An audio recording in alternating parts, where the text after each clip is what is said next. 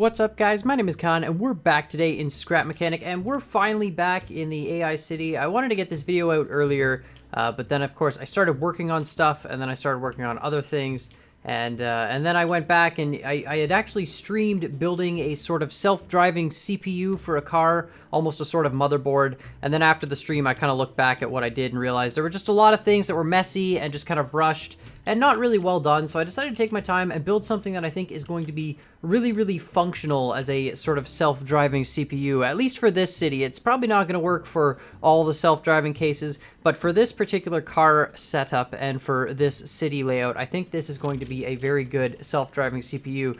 And so what I've done here is I've reduced the CPU down. It's just this set of logic gates here and these controllers and all this. So it does use mods. Again, we got the Polygon mod pack there for the small electric motors, and of course for these super heavy blocks to keep all the stuff pinned down to the concrete.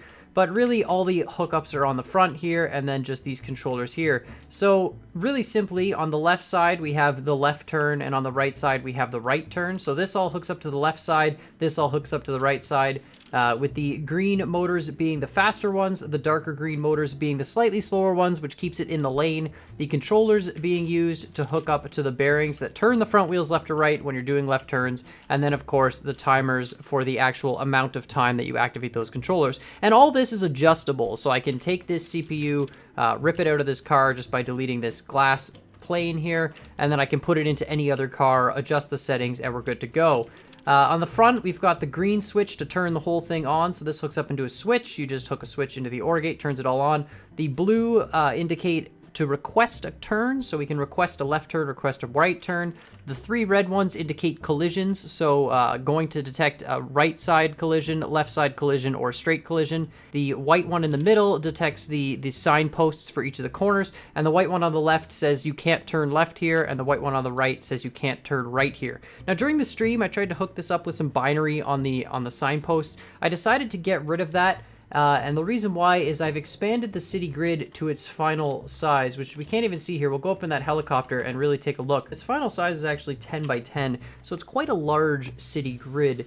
And as a result, I didn't want to have binary on the signs to prohibit left turns, right turns, and all that, because with the 10 by 10 city grid, I think when we get into the point of addressing and figuring out where we are located within the city, we're going to need to have signs that have at least, probably 8 bits on them of information, maybe more. I'm not even sure yet. So I haven't really thought too much about addressing. I know a few people have talked about it. Of course, if you have your suggestions for how to do that, let me know in the comments down below. But I've been thinking at least probably 8 bits, maybe 10 bits on each signpost. And as a result, I don't want to have all this extra collision detection stuff. So I'm still thinking of how I can indicate to the robot that you can't turn here and you can't turn there. We're just, we're driving up on the curve. This one's not tuned very well.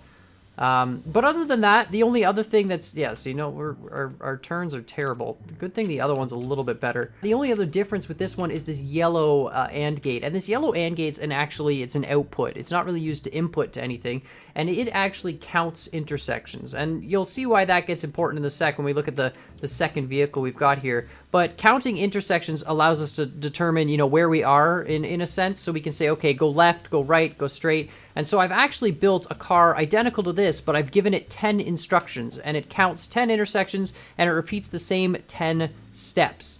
But before we get into that, let's go jump in this helicopter here, and we're going to take a look at the finished city. So let's just move this off to the side here.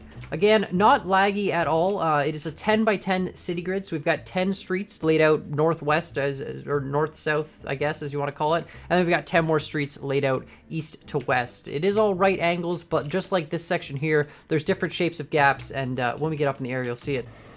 Turn it on and wait for it to get up to speed. Are we up to speed yet?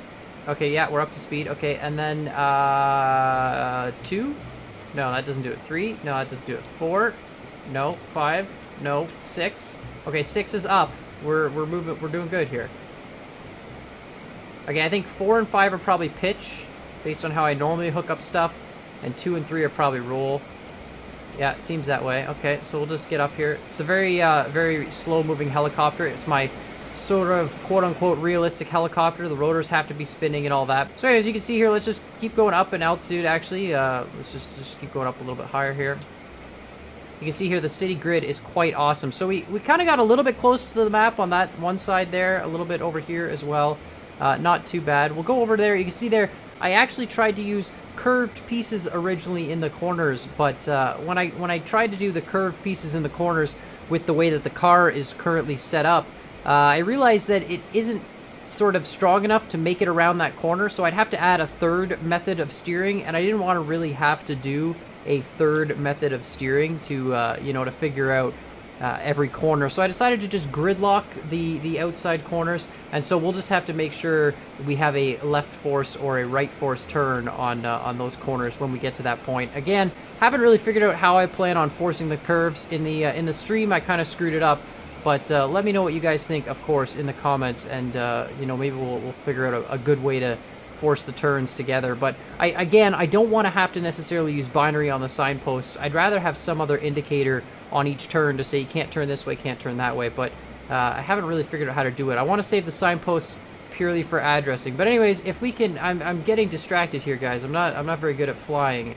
So you can see here, very, very large city grid. I'm really excited. I have no lag right now, which is fantastic. I think we're going to have a lot of opportunity to add some static buildings here and just place the buildings again inside each of these grids. So of course, I'll upload a small section. So I'm going to upload a plus intersection, a single, you know, sort of plus sign intersection. And if you weld 4 of them together in a grid pattern, then you'll get the size of the city grid. If you guys want to build buildings that go inside of it, that's fine, but make sure you leave enough gap between your building and the grid so that they're not touching each other. I want to make sure all the buildings are welded to the ground on their own and sit nicely inside the grid with a 1 block gap between them. And that way we can prevent any building lag, hopefully, from affecting the game as well. So if you do want to submit buildings, of course, let me know. I will, you know, come to the Discord. The Discord's usually the best place to submit stuff, and just submit your building designs there. I'll probably set up a channel or something for it. For AI City submissions on their own. So I'm going to show you what I've been really working on, which I thought was pretty good. So obviously, I rebuilt that CPU. I'm really happy with the new motherboard. I will upload the new prototype motherboard card to the workshop. So if you guys do download the city grid piece and you download that car, you can kind of see how it all works, and you can try and, you know, make your own car if you'd like, or just rip the logic out, you know, delete the glass and rehook up the logic to something else. We're just going to crash here because perfect. So obviously this car here, and you know, we'll get in this car actually, and we'll follow that car, and hopefully we won't screw stuff up too bad. But we'll line this one up here, okay? And this one is still a manual drive car. Manual drive in the sense that we turn it on and we say I want to turn left, I want to turn right, and that's pretty much it, and it'll follow your instructions. So it uses this base CPU here. Now, this car here is the exact same base CPU. So I've taken the same base CPU, I've got the same sensor setups and all that stuff, front collision detection sensors and all that. But I've also added this 10-step sequencer on the top. Now, this is a very bulky sequencer. I know people are going to complain in the comments. It just has a single bit for each of the 10 steps, and it's got 10 directions that it follows, per se. So each of these represents an intersection, and at the first one, it'll say, okay, I'm going to turn left, and then the next one will say turn left or right or go straight or whatever, and it just counts through them and then loops back to the beginning. So we've got this pole to start here, and if we've done this right, it should drive through its 10 intersection course and make its way back to here and then keep doing laps. This is really the cool kind of pathing that I wanted to start getting into. So this would be very useful, obviously, for a bus, taxi service, stuff like that. Although we don't have the ability right now with this setup to go to a specific address, this setup does allow us to follow predetermined routes. So a lot of the vehicles will be able to do this kind of thing, and then we can add another sensor in, which we just wire into the front detection that shuts off the motors, for example, when we hit a red sign at a bus stop or whatever. So we can have a bus stop, when a flag is up, the bus says, oh look, the flag's there, I stop at the bus stop, wait for 2 minutes or whatever, and then start again, or 30 seconds or whatever we want. And we can have all that logic set up separately. So that's really kind of nice about this kind of design. This one, though, it's just designed to follow the 10 steps. I just kind of set it up really basically, and so you can see there we have it set on the first step. The button here just resets it to the first step if you know, you spawn it on the lift. So let's just put this on the lift just to show you. So you put it on the lift, and then all the steps are reset to 0. So we set the first step like so, and then when we turn it on, it should start following its instructions. All right, so we're gonna try this. I've never actually driven without sitting on the seat. So you can sit on the seat here, and you can activate the 2 switches. I've sat on the seat normally and just kind of rode it around to make sure it could follow the loop. I don't really know how consistent it is yet. There's a lot of tuning that goes into these things with all these, really with all these green switches here. But in terms of tuning the controllers and tuning the timers, it very much matters on the weight of the vehicle and all that. So we'll see how it goes. I'm hoping this one will follow its instructions and we can ride along in that one. But let's just start this one here. Okay, and now let's follow it. Is it going to take that? It's taking that first turn to the left. Okay, so let's follow it to the left. So far, so good. Knock on wood. All right, it's going to turn left again. Perfect. Don't hit the curb. Okay, we're good. Okay, I think it turns right at this next intersection. And even then, you can see the way this one turns here, this prototype versus that one is different. They have different calibrations.